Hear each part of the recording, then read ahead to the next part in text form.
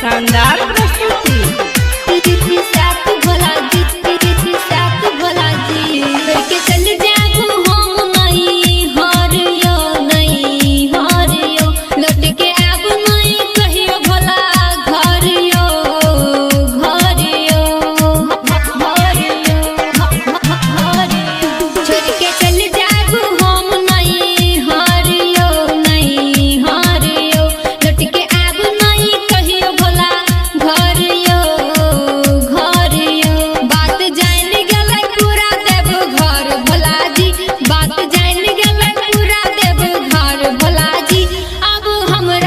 भांग नहीं पिसात भोला जी, अब हमरा से भांग नहीं पिसात भोला जी। अखन अहाँ सब सुन रहल छी हाजे दिल सँ धड़कन फिल्म्स के शानदार